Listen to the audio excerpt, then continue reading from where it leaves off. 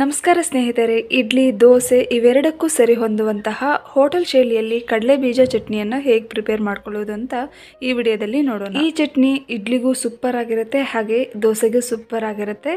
ಉಳಿದ್ರೆ ನಾವು ರೈಸ್ ಜೊತೆ ಕೂಡ ತಿನ್ಬೋದು. ಬನ್ನಿ ಇವಾಗ ಈ ಚಟ್ನಿಯನ್ನು ಹೇಗೆ ಪ್ರಿಪೇರ್ ಮಾಡ್ಕೊಳ್ಳೋದು ಅಂತ ನೋಡೋಣ. ಮೊದಲಿಗೆ 1 ಕಪ್ ಆಗುವಷ್ಟು ಕಡಲೆ ಬೀಜ ಅಥವಾ ಶೇಂಗಾ ತಗೊಂಡು ನೋಡಿ, ಇವನ್ನ ಹಸಿ ಸ್ಮೆಲ್ ಹೋಗುವವರೆಗೂ ಚೆನ್ನಾಗಿ ಫ್ರೈ ಮಾಡ್ಕೋಬೇಕಾಗತ್ತೆ. ನೋಡಿ, ಈ ತರ ಫ್ರೈ ಮಾಡ್ಕೋಬೇಕು. ಕಡಲೆ ಬೀಜವನ್ನ ಸರಿಯಾಗಿ ಹುರಿದಿಲ್ಲ ಅಂತಂದ್ರೆ ಚಟ್ನಿ ಕೂಡ ಹಸಿ ಹಸಿಯಾಗಿರುತ್ತೆ. ಇವನ್ನ ಒಂದು ಸೈಡ್ಗೆ ತೆಗೆದಿಡೋಣ. ನೋಡಿ, ಯಾವ ಕಪ್ನಲ್ಲಿ ಕಡಲೆ ಬೀಜ ತಗೊಂಡಿರ್ತೀವೋ ಅದೇ ಕಪ್ನಲ್ಲಿ ಒಂದು 1/4 ಕಪ್ ಆಗುವಷ್ಟು ಪುಟಾಣಿ ಬೀಜ ಅಥವಾ ಕಡಲೆ ಪಪ್ಪನ್ನು ತಗೊಂಡು ಇವನ್ ಕೂಡ ಚೆನ್ನಾಗಿ ಫ್ರೈ ಮಾಡಿಕೊಂಡು ಒಂದು ಸೈಡ್ಗೆ ತೆಗೆದಿಟ್ಟು ನಂತರ 1/4 ಟೀ ಸ್ಪೂನ್ ಆಗುವಷ್ಟು ಆಯಿಲ್ ಅನ್ನು ಸೇರಿಸಿ ನಂತರ 4 ರಿಂದ 5 ಹಸಿಮೆಣಸಿನಕಾಯಿನ ಸೇರಿಸಬೇಕಾಗತ್ತೆ. ಅಂದ್ರೆ ನಿಮ್ಮ ಖಾರಕ್ಕೆ ಅನುಗುಣವಾಗಿ ಹಸಿಮೆಣಸಿನಕಾಯಿನ ತಗೋಬಹುದು.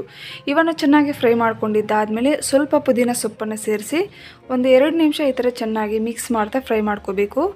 ಪೂರ್ತಿಯಾಗಿ ಗರ್ಗರೆ ಆಗುವವರೆಗೂ ಫ್ರೈ ಮಾಡ್ಕೋಬಾರ್ದು. ನೋಡಿ, ಈ ತರ ಫ್ರೈ ಆಗಿದ್ದಾದ್ಮೇಲೆ ಇದನ್ನು ಕೂಡ ಒಂದು ಸೈಡ್ಗೆ ತೆಗೆದಿಟ್ಟು ಈಗ ಒಂದು ಮಿಕ್ಸಿ ಜಾರ್ ತಗೊಂಡು ಅದರಲ್ಲಿ 2 ಟೇಬಲ್ ಸ್ಪೂನ್ ಆಗುವಷ್ಟು ಹಸಿ ಕೊಬ್ಬರಿಯನ್ನು ಈ ತರ ಸಣ್ಣದಾಗಿ ಕಟ್ ಮಾಡಿ ಸೇರಿಸಿ ನಂತರ ಹುರಿದಿಟ್ಟಿರುವಂತಹ ಕಡಲೆ ಬೀಜಕ್ಕೆ ಸಿಪ್ಪೆಯನ್ನು ತೆಗೆದು ಸೇರಿಸಬೇಕು.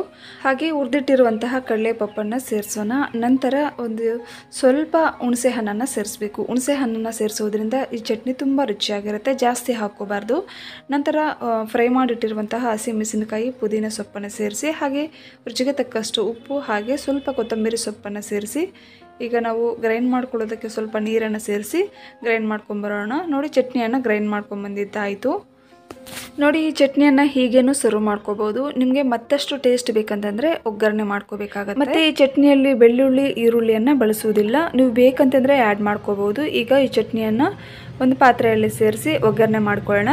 ಒಗ್ಗರಣೆ ಮಾಡ್ಕೊಳ್ಳೋದಕ್ಕೆ ಒಂದು ಬಾಣಲೆ ಅಥವಾ ಪ್ಯಾನ್ನಲ್ಲಿ 1 ಟೇಬಲ್ ಸ್ಪೂನ್ ಆಗುವಷ್ಟು ಆಯಿಲನ್ನು ಸೇರಿಸಿ ಆಯಿಲ್ ಬಿಸಿ ಆದಮೇಲೆ ಒಂದು 1/4 ಟೀ ಸ್ಪೂನ್ ಆಗುವಷ್ಟು ಸಾಸಿವೆಯನ್ನು ಸೇರಿಸೋಣ. ಸಾಸಿವೆ ಚೆನ್ನಾಗಿ ಸಿಡಿಬೇಕು, ಇಲ್ಲ ಅಂತಂದರೆ ಹಸಿ ಹಸಿಯಾಗೇ ಇರುತ್ತೆ.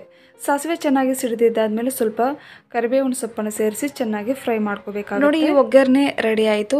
ಈಗ ಈ ಒಗ್ಗರಣೆಯನ್ನು ಚಟ್ನಿಯಲ್ಲಿ ಟ್ರಾನ್ಸ್ಫರ್ ಮಾಡ್ಕೊಳ್ಳೋಣ. ನೋಡಿ, ಎಷ್ಟೊಂದು ಸಿಂಪಲ್ ಆಗಿ ಈ ಚಟ್ನಿಯನ್ನು ಪ್ರಿಪೇರ್ ಮಾಡ್ಕೋಬಹುದು, ಆದರೆ ಟೇಸ್ಟ್ ಮಾತ್ರ ಸಖತ್ತಾಗಿರುತ್ತೆ. ಸೊ ಖಂಡಿತ ನೀವು ಕೂಡ ಟ್ರೈ ಮಾಡಿ. ಈ ಚಟ್ನಿ ಇಡ್ಲಿ ದೋಸೆಗೆ ಅಂತಲ್ಲ, ಉಳಿದ್ರೆ ನಾವು ರೈಸ್ ಜೊತೆನೂ ತಿನ್ಬೋದು, ಹಾಗೆ ಮುದ್ದೆ ಜೊತೆನೂ ತಿನ್ಬೋದು. ಸೂಪರ್ ಆಗಿರುತ್ತೆ. ಹಾಗೆ ನಮ್ಮ ಚಾನಲಲ್ಲಿ ಇಡ್ಲಿ ಸಾಂಬಾರ್ ರೆಸಿಪಿ ಹಾಗೆ ಮೃದುವಾದ ಸಾಫ್ಟ್ ಆದಂತಹ ಇಡ್ಲಿ ರೆಸಿಪಿಗಳನ್ನು ಕೂಡ ಶೇರ್ ಮಾಡಲಾಗಿದೆ. ಸೊ ಲಿಂಕ್ಗಳನ್ನು ನಾನು ಡಿಸ್ಕ್ರಿಪ್ಷನ್ ಬಾಕ್ಸಲ್ಲಿ ಕೊಟ್ಟಿರ್ತೀನಿ.